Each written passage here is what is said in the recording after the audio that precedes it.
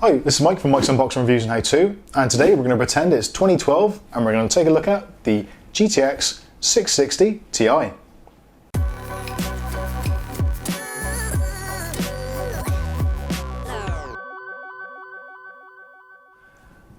Okay, so 6 years ago, this GTX 660 Ti would have been a really great card, and it would have cost you in the region of about £300 or $300 depending where you live.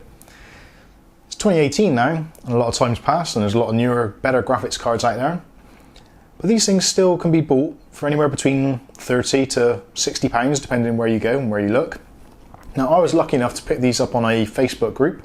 I actually bought both of these for £55. Yep, that's right, both of them £55, so about £27 each, which for a 660 Ti is a fantastic value.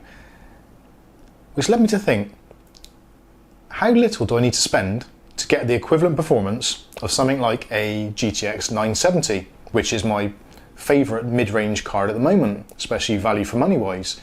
Now, a GTX970 can be bought in the UK now second-hand from anywhere between £100 to £180 depending on the make, the model, fan configuration, etc, etc. So what I thought I'd do is take these cards and the 970 and give them a little test. So I'm going to do 660 Ti on its own, 660 Ti in SLI, and the 970, and compare and see how close I can get to 970 level performance with these two cards. Now you're probably thinking, SLI in 2018, are you mad? Yeah, quite possibly, but we're going to give it a go. A lot of games actually do support SLI quite well and do scale quite well. So we'll see how we go with that. I'm going to do some benchmarks and I'll show you what the results are. Now you're possibly also thinking, that's going to be a lot of power.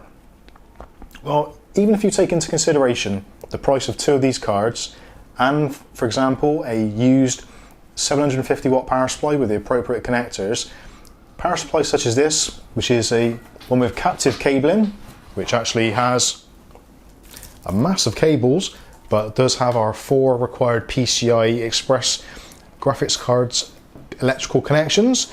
You can pick these up for as little as £20 to £30 on the used market.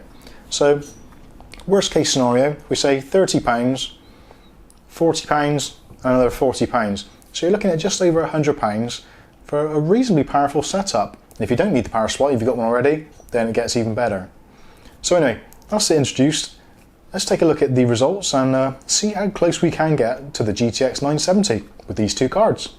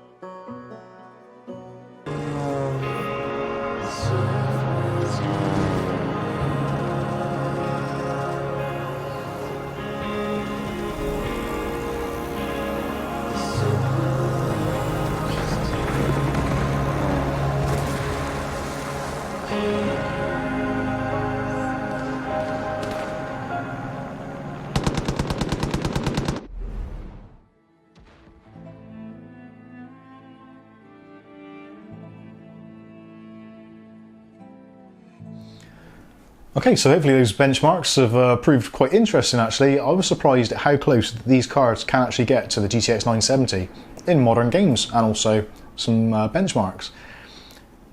They do stack up pretty well, and it does seem that there is a lot of value to be had out of these 660 Ti cards, even now 6 years later on. So my final thoughts, what would I do?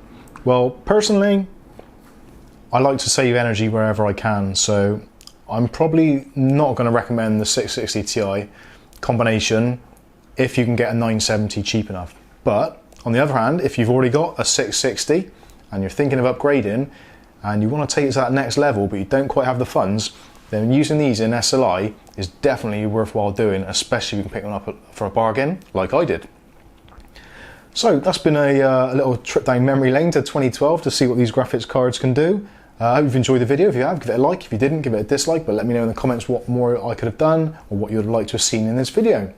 But anyway, this has been the MSI GTX 660 Ti in SLI versus the GTX 970. I've been Mike, this is Mike's Unboxing Reviews and How To, and hopefully we'll see you in the next video. Thanks for watching.